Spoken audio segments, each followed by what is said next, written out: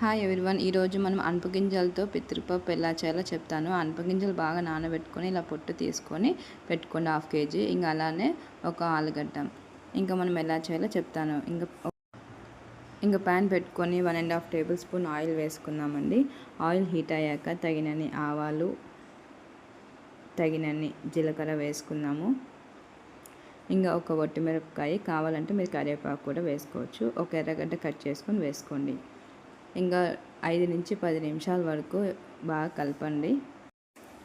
ఇవి బాగా golden brown వచ్చేంత వరకు ఫ్రై చేసుకోవాలండి. ఇవి ఎర్రగడ్డలు ఎంత బాగా ఫ్రై అయితే కర్రీ అనేది బాగుంటుంది.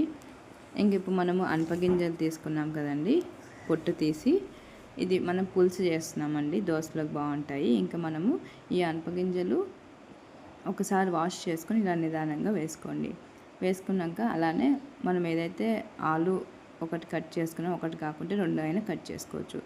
ఇంకా అనపగింజలు వేసాక 2 నిమిషాలు ఇలా కలిపిన తర్వాత నేనైతే ఒక ఆలుగడ్డ ఇలా లావుగా కట్ చేసుకుని వేసుకున్నాను. సన్నగా కట్ చేసుకోకండి.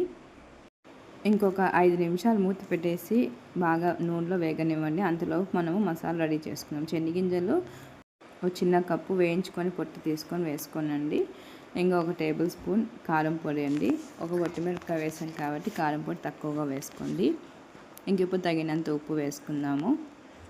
అలానే తగినంత ఒక టేబుల్ స్పూన్ ధనియాల పొడి వేసుకుందాము. చిటికెడంత పసుపు వేసుకుందాము. అలానే చిటికెడంత కొబ్బరి కూర వేసుకుందామండి. ఎండు కొబ్బరి, పచ్చి కొబ్బరి వేయకండి. ఇంకా మనము గ్రైండ్ చేసుకుందాము. తగినంత అల్లం పేస్ట్ కూడా వేసుకొని, లేదంటే తెల్లగడ్డలైనా వేసుకోండి 2 నుంచి 3. ఇంకా మనం గ్రైండ్ చేసుకొని ఈ విధంగా మసాలా కొట్టుకున్నారంటే ఆలుగడ్డ అనపగింజలు ఒక 10 నిమిషాలు వేగాక మనము మసాలా చేసుకున్నాం కదండి, ఆ మసాలా అనేది వేసుకునేసాము. ఈ అనపగింజల్లో పొట్టు తీసినోటి కర్రీ అనేది త్వరగా అయిపోతుంది. ఇంకా తగినన్ని వాటర్ వేయండి. ఎందుకంటే అనపగింజలు ఉడకనికే, ఆలుగడ్డ ఉడకనికే కాబట్టి చిక్కగా చేసుకోకండి, కొంచెం పలసగా చేసుకోండి. చూడండి ఈ విధంగా ఉండాలి. అంత చిక్కగా కాకుండా అంత పలసగా కాకుండా. ఉప్పు కారం సరిపోయలేదో చూసుకోండి. ఇంకొక 15 నుంచి 20 నిమిషాల వరకు మూత పెట్టేసి చూడండి, బాగా ఉడుకుతూ ఉంటాయి. ఈ విధంగా అనపగింజలు, ఆలుగడ్డ కూడా అడుగు అంటకుండా చూసుకోండి.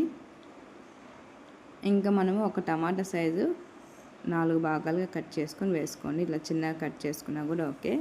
మామూలుగా మసాలా కూడా కొట్టుకోవచ్చు. ఇలా టమాటా కట్ చేసి వేస్తే ఆ టేస్ట్ అనేది వేరేగా ఉంటుంది. చూడండి ఈ విధంగా చూస్తుంటే ఎంత బాగుంది కదా. ఇది స్పెషల్గా ఆంధ్ర స్టైల్ అండి. దోశలోకి బాగుంటుంది. ఇంకా ఉడికిందో లేదో చూసుకోండి అనపగింజలు. ఇంకా తగినంత కొత్తిమీర వేసుకొని, ఇంకా మీరు ఉడికిందా లేదా అనేది చూసుకోండి. ఉప్పు కారం సరిపోయలేవో చూసుకోండి. నాకైతే ఉడికిపోయింది అనేసి నేను కొత్తిమీర వేసుకొని సర్వ్ చేసుకుంటున్నాను. చూడండి, చూస్తుంటేనే అనపగింజల పులుసు పితృపప్పు అంటారు, లేదంటే మసాలా కూర అంటాడు. ఇది ఉప్పు కారం అన్నీ సరిపోయాయండి.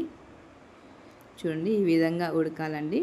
అంత పలచగా లేకుండా అంత చిక్కగా లేకుండా ఈ విధంగా ఉడికిందంటే చాలండి. మా ఛానల్ లైక్ చేయండి, సబ్స్క్రైబ్ చేయండి, షేర్ చేయండి. ప్రతి ఒక్క వీడియోస్ పెడుతూ ఉంటానండి. టేస్ట్ మటుకు చాలా బాగుంటుంది. ఖచ్చితంగా చూడండి.